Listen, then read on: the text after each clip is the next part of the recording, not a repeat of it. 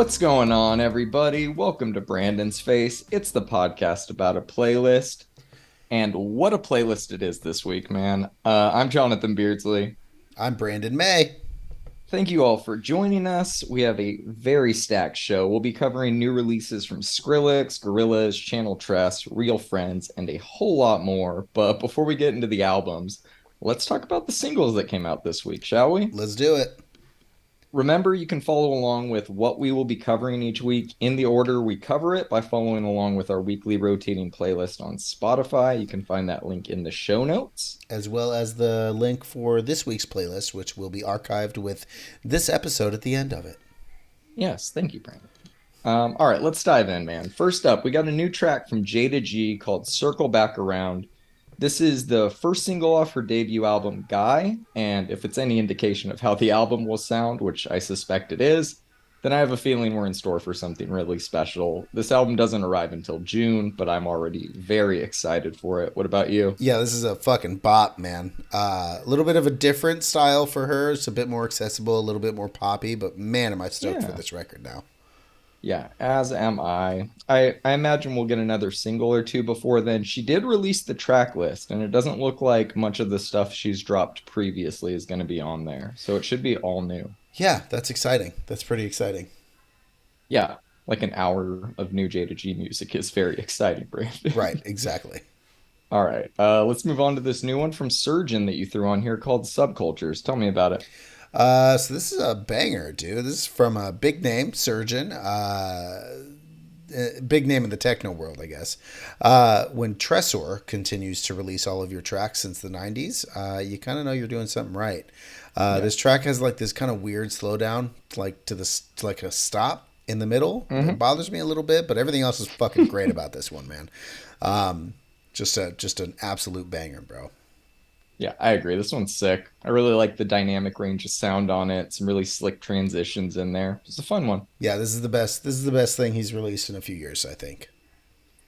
Moving on, we have a new one from Boris Brejcha and Yana Blinder called Atomic Heart.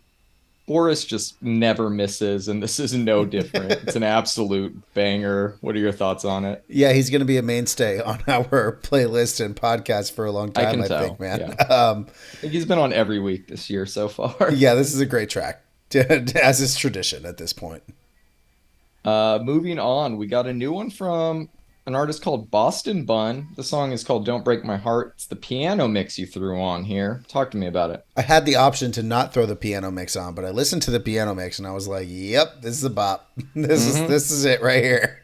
Yeah, I just love it, man. It feels like late '90s piano house. Like, what more can you want? You know my rule. If it sounds like a song that could be playing at the Capulets party in Baz Luhrmann's Romeo and Juliet, then odds are I'll absolutely love it, and this track meets all of the proper criteria for that. I fucking love you, man. That's amazing. It's a good one. Next up, we got this Fur Coat remix of Breathe by Bog and Afnan Prince. How you feeling about it? Yeah, man. Fur Coat just fucking destroys this track, man. As is tradition. Yeah, this is fucking amazing. This is great, man. I listened to this song and I was like, Fur Coat's got to have a miss, and I was like, nope. Maybe this will be it, man. And nope, definitely not. Every artist has a miss, but that doesn't mean it has to be now. Right. Yeah, I knew this one was going to be a banger when I saw his name attached to it. Every song he's remixed that we've reviewed is just gold. This one, right up there with him. Super sick album art, too. Yeah, very sick. Single remix art, whatever you want to call it. If you are following along on YouTube, you can see that right now. Moving on to this new one from LeyeT, and I don't know how to pronounce this. LeyeT? This track. Yes, we'll go with that. LeyeT. This track's called Hologram. I love this. It's only the second song of his I've heard and that we've covered on this podcast, but I'm already a big fan of LeyeT. I don't want to get too greedy and ask for an album, but a whole album of this I would absolutely love. And actually, since this track came out, I checked his Spotify and he released an album last year, which I haven't dug all the way into, but from what I have heard, is on par with everything we've covered so far, which is excellent. So maybe you should throw that on your listen to next as well. I will definitely do that. Yeah, this is atmospheric and just chill as fuck, man. The synth work on this one is just great. Beautiful track. Beautiful. Beautiful Yeah, track. yeah, beautiful. I agree. Moving on, we got a new one from Layton Giordani called Life Moves Fast. How you feeling about it? Business techno goes acid. Layton Giordani edition. That 303 at the beginning is pretty neat. Track is structured really well. I do enjoy this one, although I think it moves more into tech house with all those claps. But I'll never know what you mean by business techno, Brandon. It is just a genre that forever eludes me. But man, the warehouse vibes oozing out of this track are sick. Love it. well, a good way to differentiate would be to listen to Surgeon's track from this week, and then because that's proper techno. You move over to Layton Giordani, and you can tell the difference. I believe in you. Maybe we should have sorted it that way. Maybe you should sort the playlist. No, I'm not good at that. It's forever my burden. I would just agonize, man. The ring is my burden and my responsibility. Thank you. All right, let's move on to this new one from Rinzen and John Monkman called Fade. We're both big Rinzen fans. This one is fucking epic. I wish I could hear that last drop live at Printworks, but I don't think that'll ever happen. At least I can listen to it in my headphones. Fuck, How are you man. liking this one? You just made me really sad. Printworks is closing, and I'll probably never get to see it the way it is. That fucking Ed Banger anniversary show there with Fuck. everybody. Good Just lord. fuck, Good man. Lord. Oh, yeah. No, How are you feeling about this track? This is heavy and glitchy and Rinzen, and thank you. Like I don't know what else. Like this is great, man. We've had some absolute insane electronic music be released this year. Some in the form of albums, but most in the form of singles, and a lot of it's been dark and heavy, and this is no exception, man. I think festival season is gonna be pretty neat for all these artists. Oh, it definitely will be. It's festival flyer season right now because you and I text each other at least 5 lineups a day. Right. Oh man, yeah, that movement lineup's interesting. Yeah, is that the Detroit one? Yep. Yeah, that one should be really fun. The Skrillex set, I imagine, is going to be one of the headliners. Yeah, I would assume. I think it's alphabetical order. I'd be surprised if Skrill takes anything that isn't a headlining slot right now, but Cascade's also there, so I don't know. Am I bad for not liking the alphabetical order thing on flyers? Like, I want the big names up top in bigger font. I want to know who. I don't like it. I agree with you, and I also agree with the alphabetical order because when you get the big names up top, it's fucking great. But if a lot of the times the undercard is just this little tiny writing, and once the image gets shared 3 times, it's got about 8 JPEGs left. So, like, I understand why they do that, to not put anybody on a higher pedestal than it needs to be. On the flip side of that, if I were, say, techno DJ, I might just start my my name with a semicolon and be at the top of every single fucking list. So I don't know, man. Underscore brand. Exactly. All right. Moving on, we got one from Loon and Eddie called Post-Rave Heist. Absolutely filthy, and as always, I would love to hear a Boys Noise remix of it. Loon and Boys Noise need to get together, man. Yeah, Loon has this synth that she uses for the bass. It just fucking sends me, bro. Like I love this. I like the mask she's always rocking for this side project too. It's pretty sick. Yeah. All right, let's move on to this new one from Elderbrook and Vintage Culture called Talk It Over.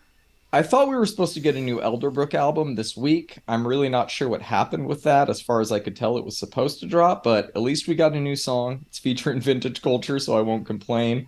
Needless to say, I really enjoyed this one. I'm highly anticipating both of their upcoming albums after hearing it. How are you feeling about it? Yeah, this is a really good one. Man. It's fucking beautiful. Vintage Culture is playing Coachella, and so every new Vintage Culture or Boris Brejcha track that drops, I throw onto a playlist for a couple of the guys that at work that are going to Coachella. And he came up to me this week and was like, "Yo, that Vintage Culture?" Right? Yeah. I was like, "Yep." Yeah, welcome aboard, buddy. Exactly. All right. Let's move on to this Feed Me remix of Higher Than the Sky by Transient. I always love hearing your new thoughts on Feed Me, so give them to me. This is a great remix of a track that I've never heard, but fuck, man, Feed Me is being active. It is. I'm throwing it out there. We need a new Feed Me project, whether it be an EP or an album or something. I think he's getting busy. So let's go. If he tours with Teeth again, are you gonna go? I've seen the Teeth show like 6 times. I think I've seen. When's the last time you saw it though? Oh, fuck, a long time ago. I think 2016 was the last time I saw him. No, maybe even earlier than that. I think I saw a DJ set of his in 2016. I think it was 2015, the last time I saw the Teeth. Is that your favorite, like, live caricature for a DJ, the Teeth? Yeah, man, it's really fucking neat. I will Is that not up lie there to with you. the cube for you? I will not lie to you. The Teeth are really fucking cool, man. Yeah. Man, Boys Noise has had some sick ones too. The fucking skull, even the like weird PVC pipes with sirens and smoke cannons everywhere that we saw I was know. fucking rad.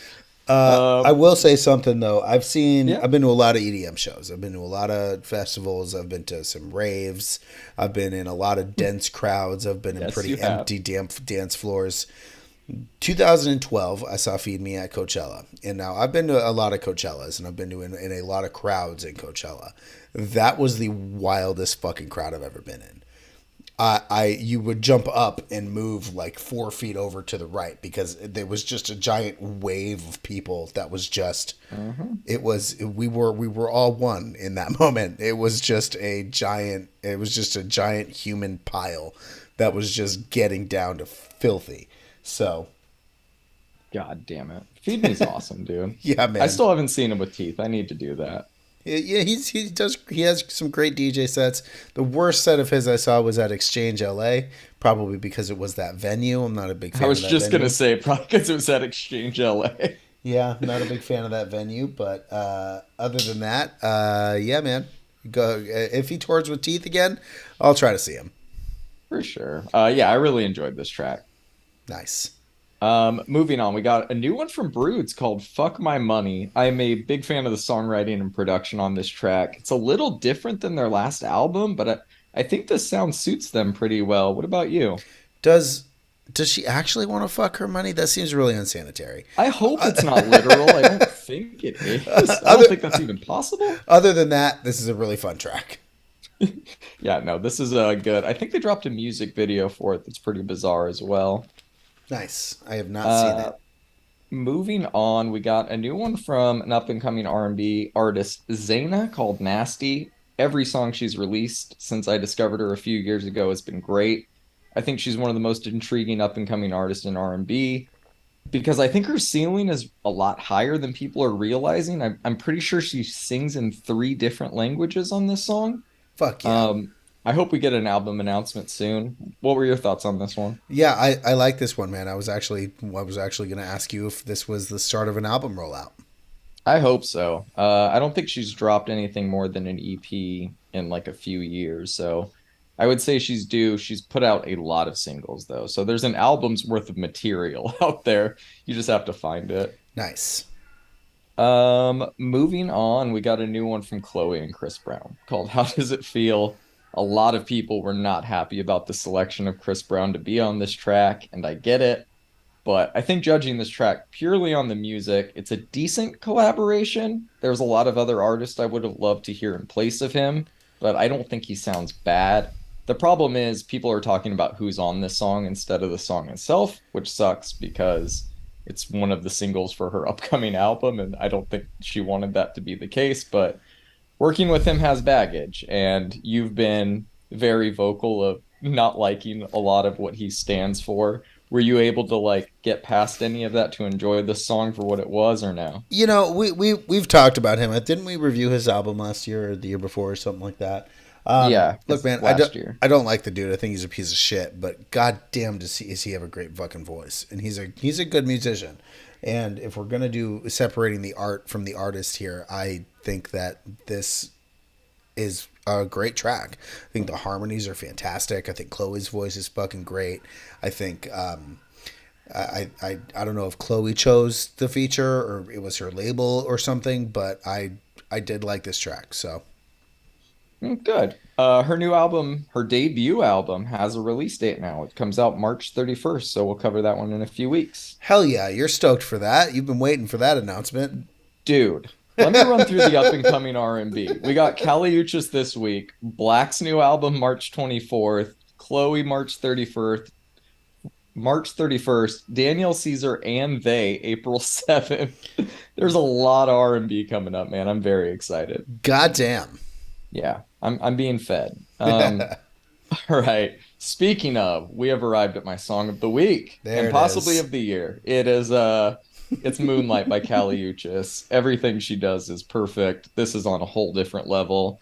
I'll save my thoughts on it for the album review next week, though. You enjoying this one? Yeah, man. My notes were another great track from Miss Uchis. Big fan of this. Yep, huge fan. Yep. Moving on, we have an absolute banger from Lil Wayne called "Kant Nobody." Tell me your thoughts on this one. And we've arrived at my song of the week. Yes, back to back. I love it. Yeah, man. I could not stop listening to this one this week. I think that I think that he's back. I think that his flow was immaculate. I think the production is fucking great. I think it all came together. I mean, you and I were trading fucking bars when this song dropped. Wow, man, this is a good one, man. Think we'll get a Wheezy album this year? Good question. I think if not this year, then early next year, and I think it'll be the Carter. I think that'll be what's next. I haven't really listened to him too much since the whole MAGA turn, but this is hard, man. The beat, the sample, the flow, it's all there, dude. Credit where it's due. I think you and we both, obviously the Carter 3 is one of the biggest hip hop albums of all time, but the Carter 2, especially for people from our era, is an iconic one, and this just calls back to like that type of flow. It has the old charisma that he used to have that a lot of his music lacks now. That's it right there. It sounds fucking awesome to hear again. That's it right there. It's not even just the flow, it's the charisma. I think you hit the nail on the head there because I think I texted you even like a few months ago. I went back and revisited both the Carter and the Carter 2. I was like, man, all this fucking wordplay, man, is top notch. Like the man can rhyme. And and yeah, man, I think I don't know, I forget what exactly I said. Maybe I said we didn't deserve the Carter 2 or something like that. It makes me sad how old it is, but honestly, I mean, fuck, dude, that's a banger of an album. It's really good, man. I think he's stayed more consistent with that series than people realize. Even when I go back to the Carter 5, I think there's some really good songs on there that I didn't really realize at the time because it wasn't the Carter 3, you know? Right. He's forever cursed by that. Yeah, that's okay. That's a good curse to have. It's a great album. But friend of the podcast who made the intro song for us, Anthony Reeder, I used to listen to Lil Wayne's The Carter 3 with him on repeat in my apartment, and I sent him this song when you sent it to me, and right away he was like, he sounds good again? Like, what? Right, exactly. Yeah, man, it's just nice to hear. But let's move on. Let's move into the rock realm of things. We have a lot to cover, from indie to metal. First up, we got one from Manchester Orchestra called Capital Karma. What are your thoughts on this one? This is a little slower than I like them. It's done well, but it is very slow. The end with the choral hums and the strings was straight up beautiful, though. So we'll see. Yeah, I think it's a well-written song. I'm not into the whole choir core indie stuff, though. Not my jam. Fair. Super fair. They are doing pre-orders on the vinyl, though. I did see that on Instagram if you or anybody else is interested in that. I'm going to wait for another single. All right, you should. All right, man, let's talk about this new one from Andrew McMahon in the Wilderness called Nobody Tells You When You're Young. Talk to me about it. For 2 songs in a row from bands I really fucking love, this is kind of slow. I like the song, but I'm just ready for the album now. Give it to me. Yeah, it is slow. Which I don't mind. I think it's just a bit deep for a single. Yeah, I think I just need the album now. Please and thank you. But you know who gives absolutely no fucks is Andrew McMahon. Yeah, he does. He doesn't have to give fucks. Cry, you nerds. Can we talk about something corporate? What lineup was something corporate? Oh, the When We Were Young festival.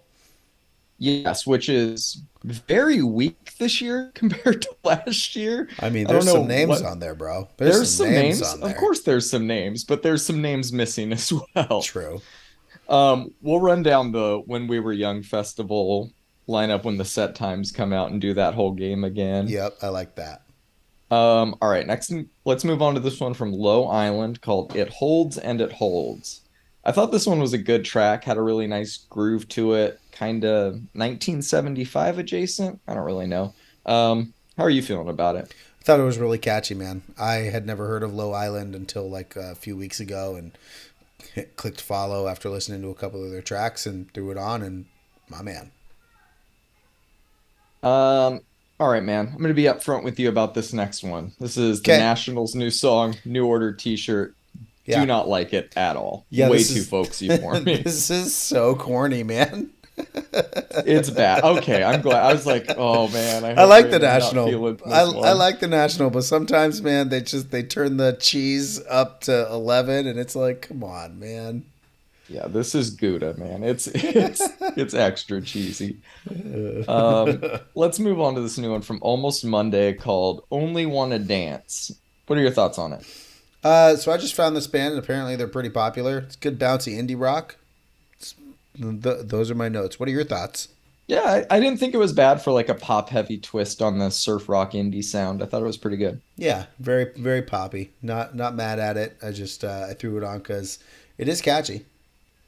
All right, next up we have one from Promise Me Downfall called Chains of Woe. This is the first song this artist has uploaded. Where the hell did you find this? I actually found this. Shout out to the metalcore subreddit, because every once in a while they'll post a promote your own band sort of post, and Promise Me Downfall posted, and I clicked on their link and listened to this track and was like, oh fuck. So yeah, I threw it on here. Great song structure. There's really neat riffs. There's good energy. I really hope you guys continue to make music if you're listening. I agree, man. This one's excellent. I look forward to hearing more from them. Yep, same. Moving on, we have a new one from August Burns Red and Spencer Chamberlain of Under Oath called Reckoning. And big surprise, it's fucking awesome and everything I didn't know I needed. New August Burn Red. It's heavy as fuck. Featuring Spencer Chamberlain. It's 8 minutes long. Sign me up twice, man. I absolutely love this one. What about you? Yeah, this is my runner-up for Song of the Week. I thought this was gonna be it. Nah, man, I kept going back to Lil Wayne more often. But man, what a fucking track. This is heavy as hell. The Spencer feature, massive sounds, great breakdown. What the fuck else do you want out of an August Burns Red track? Nothing. Right. I literally could not ask for a single thing else. I love this one. I think it's the best single they've dropped in a while. We will be breaking down their new album on March 24th. Fuck yeah, we will. All right, man. Let's move on to the last single of the week. It's called Biased by an artist named Defocus. Talk to me about it. So we covered their last album that they put out, and you and I kind of had the same opinion, actually. It's good, but it was a little bland. This track, however, is fucking great and very much not bland for me. Yeah. Okay. I really liked this one. The electronic elements are really neat, and the breakdown is fucking heavy.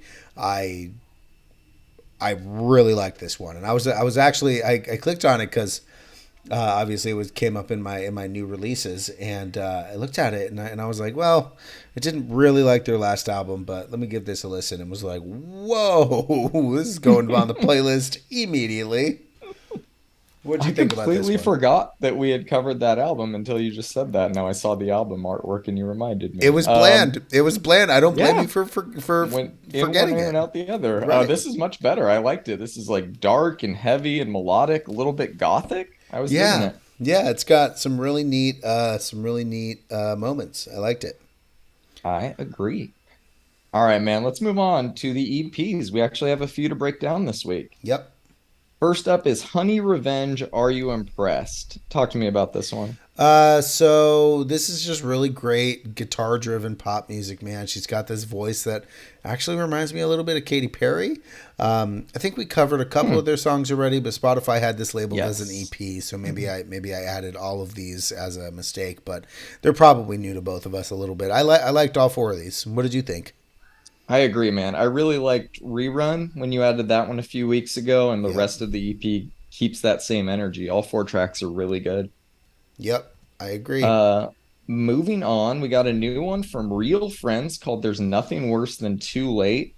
I added this one on a whim, but it ended up being one of my most listened to albums of the week. It's very approachable without feeling too generic. I felt like I could sing along to it like after one listen, but I kept discovering new little things that I liked about it with subsequent listens. What about you? Yeah, man. Lyrical content is great. All the instruments sound really tight. Production is top notch. I really enjoyed this one. Short, to the point, really fun listen. Amen. All right, let's move on to this new one from Channel Tress. Real cultural shit. Good God, it has finally arrived. All of these songs are exactly what I wanted from a new Channel Tress release. I'm a little bit bummed it isn't longer and that No Limit somehow didn't make the final cut, but I am not going to complain about getting a new release from him of Nope. any length. This is great. I'll take it. What are your thoughts on it? Channel really channeled a lot of funk You and really soul just for said this channel one. really channeled? He always does that, but this is really kind of a great genre blender here. Of course, I did that, John. Hip hop, house, funk, soul. There's some samples. Everything is on point, man. I'm constantly impressed by this dude's music, and this was obviously no exception. Mad Honey Dijon, Stevie Wonder's, Nile Rodgers vibes throughout this whole EP. What a good time, man. I kept going back to this one. Nile Rodgers vibes. I like that. Yeah, All My Friends is a fucking banger. you hear some fucking Love it. funky ass guitar licks, and it's like, get it, like let's Anything that go. makes you say, get it is worth listening to, right? Most definitely. All right, man, let's move on. Next up, we have a new release from Memory Derelict called Channels. This EP is the newest release from an up and coming electronic artist out of the Pacific Northwest. We are both big fans of modular music, and this was giving me some of those like Boys Noise, Strictly Bunker vibes. Yep. So I thought you might enjoy it as well. It's only four tracks, but nothing on it feels derivative or repetitive. There's a lot of interesting texture to it that I enjoyed. I think Spare was probably my favorite. I really like the dissonance of that one, but that synth in the back half of Laugh at the Abyss is really cool too. What Oh were your yeah. thoughts on this one? This is fucking badass, man. I love the way modular synths kind of don't make sense at first until they do, and then it all just kind of comes together. I am a Hmm. big fan of the social commentary on social obligations, in which the song is titled "Social Obligations," and the vibe is just dark and deathly and like kind of scary, Yeah, I really dug it. I'm glad you enjoyed this one too. Yeah, man, this was really neat. Fuck yeah. You ready to move on to the albums? I am.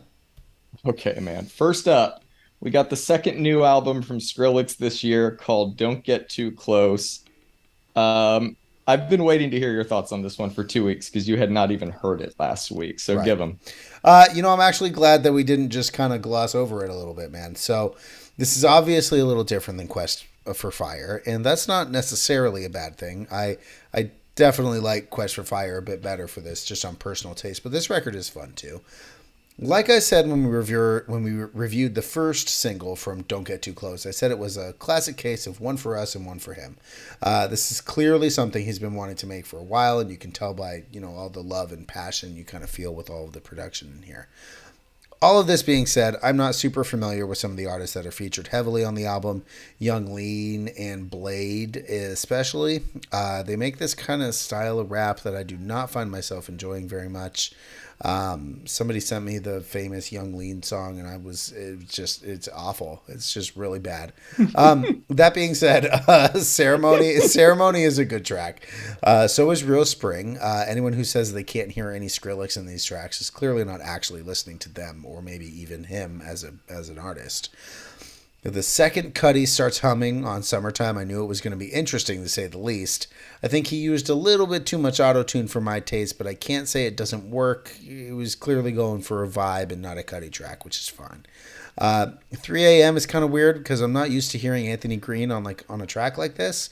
I actually think it works really well though, and I think I was gonna say don't knock 3 a.m. Oh, I'm not knocking it. I think Skrillex clearly made sure to produce something that really worked with his voice.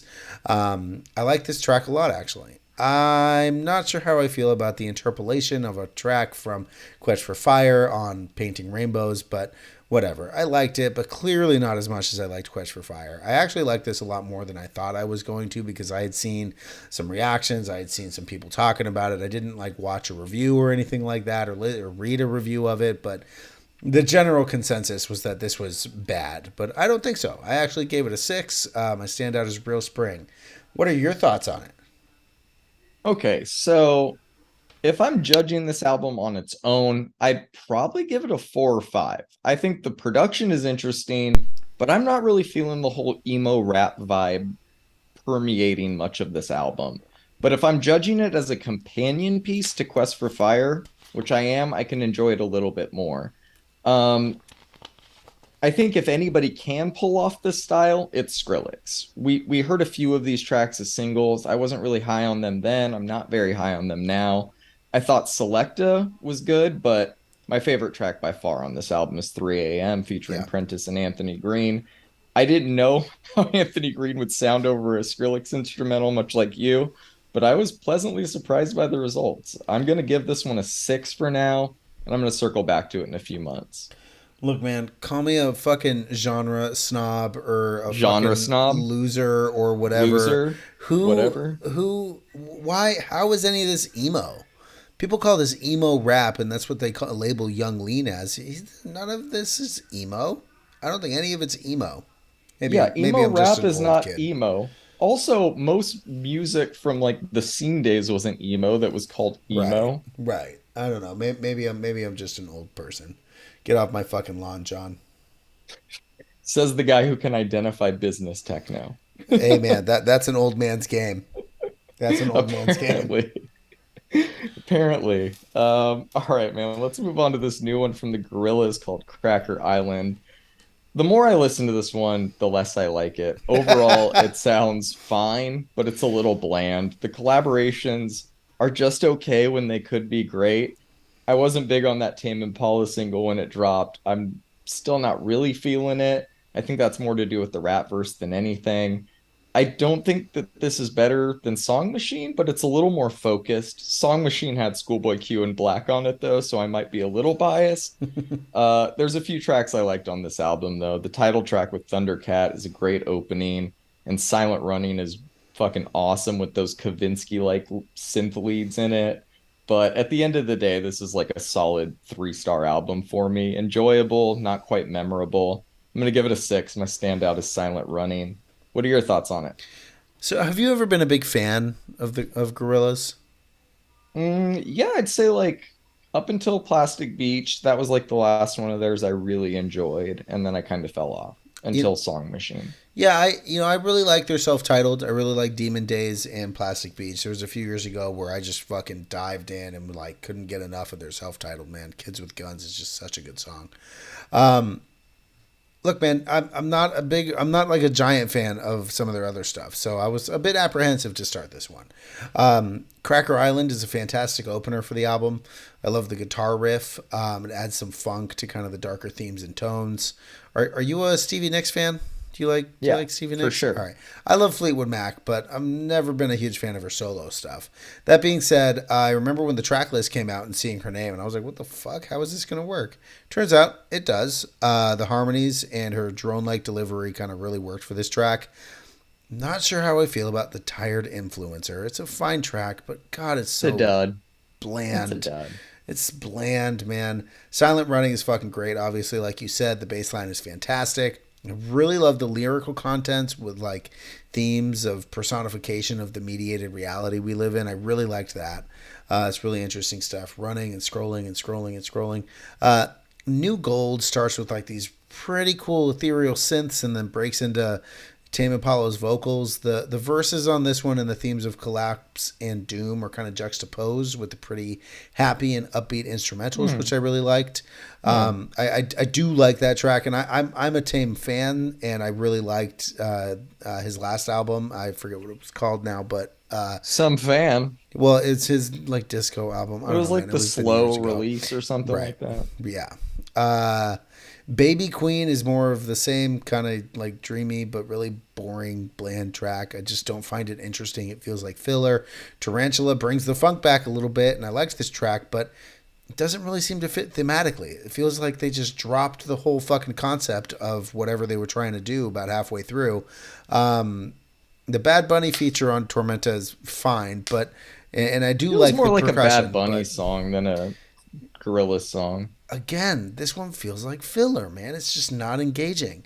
Skinny Ape is forgettable. Possession Island, while beautiful, is just so far from the rest of the album. It's fucking weird that it's even on here. They put like so much filler in here. There's not enough groove, and overall, it's just really not as engaging as I wanted it to be. For a name this big, you would think that there would be like more cohesion and less filler, but it's like. And I was like maybe thinking, okay, but like maybe that's their draw, right? They do simple music really well. But then you go back and you listen to Demon Days and they're self-titled and you're like, wow, there's some like innovative stuff happening here. And what happened? Like this is just not it, man.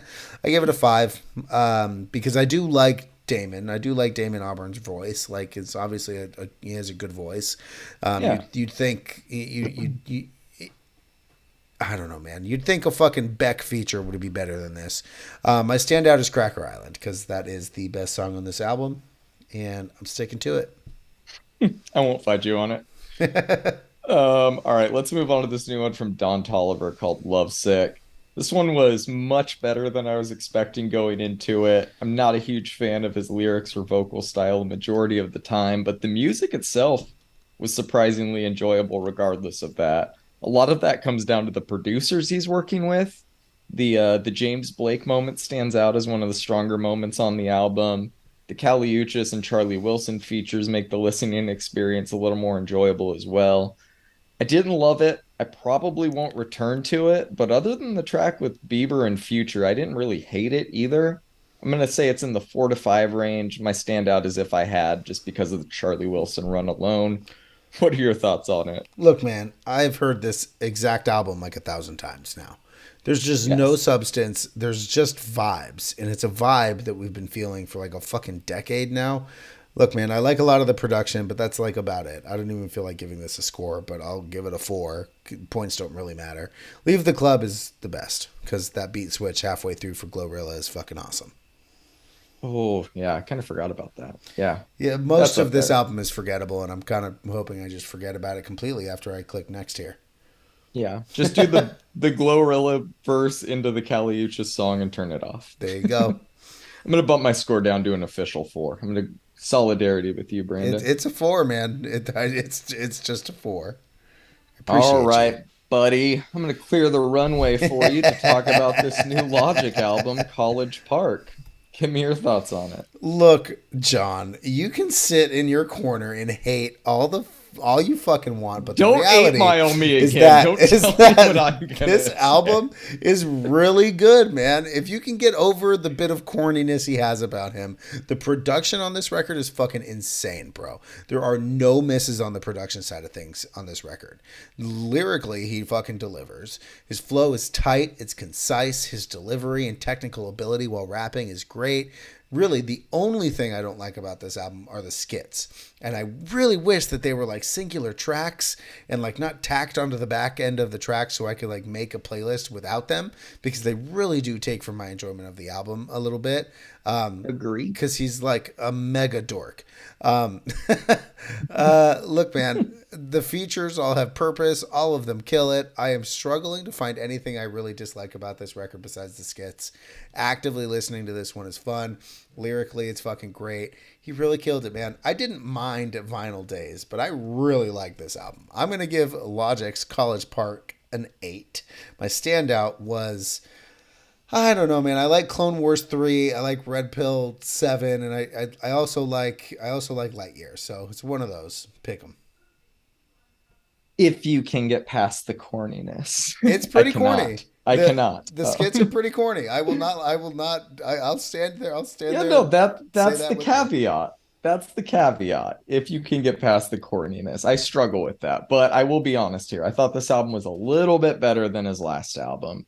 He still exhausts what few flows of his I enjoy long before the end of the album's runtime, but the production is pretty good throughout, and there's a few well-placed features. RZA, Redman, Joey Badass all did their thing.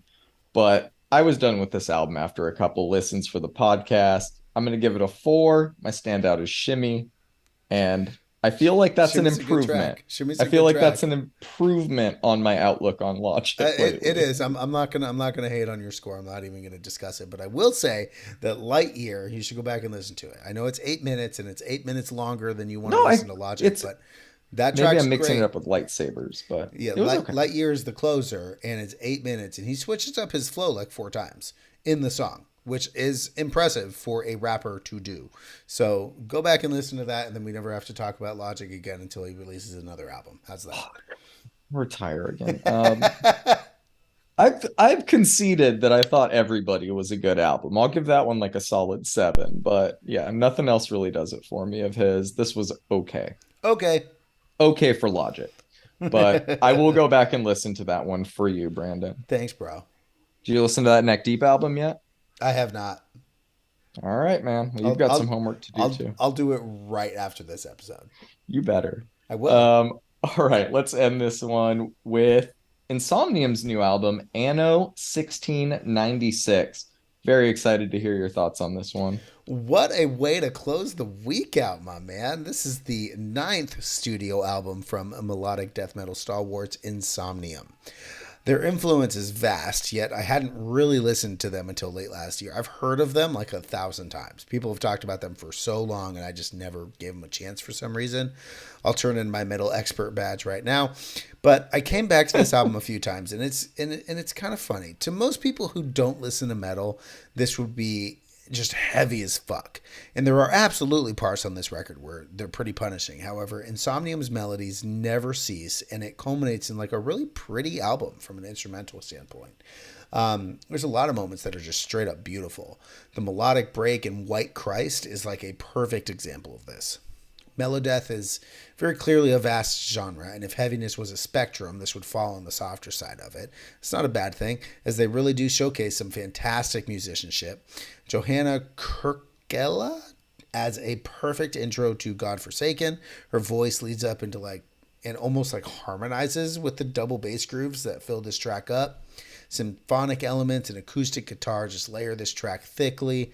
Starless Paths has the melodic tremolo picking and atmospheric synths and organs that kind of create this chaos that just feels clean to me. Mm-hmm. The clean vocals on The Witch Hunter work really well in the context of the album. Unrest brings a little bit of a break to the madness, and The Rapids is heavy, melodic, chaotic, and a fantastic closer to a great album, man. I really liked this one. I'm going to give it an 8. My standout, though, is Godforsaken. That track's fucking awesome. You just articulated everything I was even going to attempt to say much better than I could. So I will just simply say I thought it was pretty good. I really liked the intro. Thought the guitars on White Christ were fucking awesome. Like you said, man, this whole album is metal as fuck, but it knows when to get a little melodic. And I'm not just talking about like the Unrest. Obviously, that one stands out as the most Right. melodic, but that's a little bit different. They know how to change gears within tracks extremely well. And I really didn't know where this one would land for me in terms of personal taste, but I thought this whole album was really well put together. I have it at like a high 6, low 7. My standout is The Witch Hunter. There you go. There you go. Yeah, The Witch Hunter is a great track. All right, man. Well, that does it for this week's albums. You want to know what we're going to be talking about next week? I sure do. We have new albums coming from Can't Swim, Hawken, Uchis, and Masego. So a little bit of your taste, a little bit of mine. Classic Brandon's Face lineup. I'm already excited for it.